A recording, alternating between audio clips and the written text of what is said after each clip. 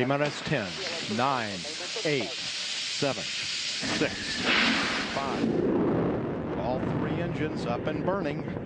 2, 1, 0, and liftoff. The final liftoff of Atlantis on the shoulders of the space shuttle. Armstrong, Aldrin, Glenn, Garrigan. Sound familiar? Probably. But what about Tereshkova, Savitskaya, Resnick, Fisher, Jemison? Do any of those names ring a bell? It's no secret that women are underrepresented in the field of science, but even more so in the study of astronomy and space travel. Despite the significant contributions of early female astronomers, men are overwhelmingly represented as space travelers. In fact, while 536 people have been into space, only 60 of those individuals were women, which is a stark 11%. Women have always had a place in space. Take Annie Jump Cannon, for example. She was hired at the Harvard Observatory and she created a complex classification scheme for the stars. Even though she was voted as one of America's greatest women and contributed greatly to our understanding of the stars, she's still very unknown today. It wasn't until the 1960s that women were even allowed to use the telescope. The women working in astronomy observatories were often seen as computers, so basically they did all the hard work and calculations but got zero recognition or ability to see it through. As a young woman, Svetlana Tereshkova worked in a textile factory and parachuted as a hobby, which she practiced in her spare time. She was one of 4 women chosen to go into space who actually made it.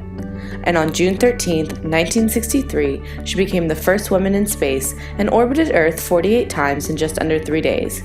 Upon her return, she parachuted back to Earth.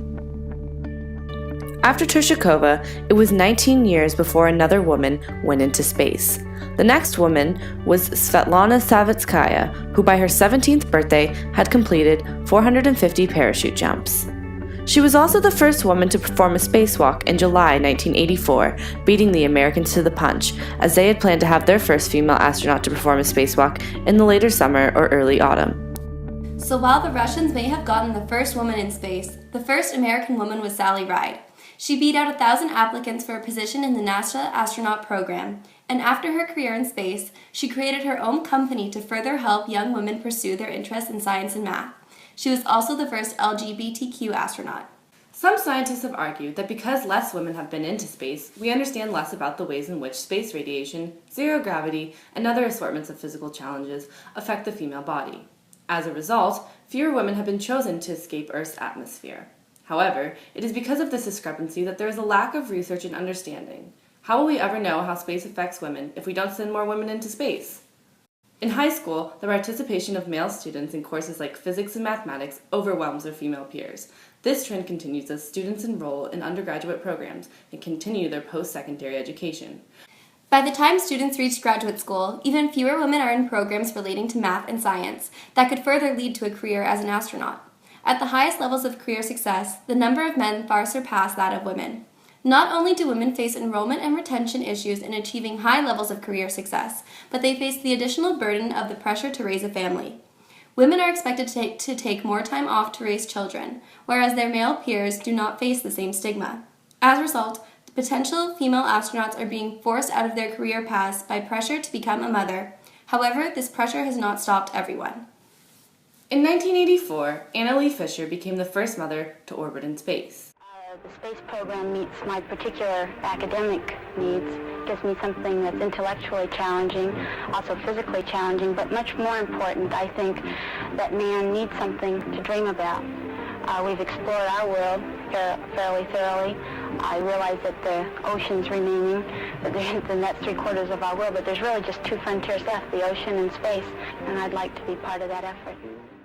In addition to discrimination due to motherhood, many women of color face issues entering space. But in September 1992, Mae Jemison shattered this barrier when she orbited with the Endeavour as the first African-American woman in space. Today, she is the current principal of the 100-Year Starship Organization, an organization dedicated to creating a lasting plan for space travel. While many of the women here are Russian or American, Canada has had a few women in space. Most notably is Roberta Bondar. Bondar was the first Canadian woman in space and the second Canadian in space. She was also the first neurologist in space. But the question still stands. Why have there been no women on the moon? In the quest for exploration of our universe, women have been left behind in the space race. It is not ironic that the moon, which is often used to symbolize femininity, has yet to have a female land on it. The women here and countless others have not only opened the door for more women in space, but are still propping it open. It's up to us as a society to knock it down.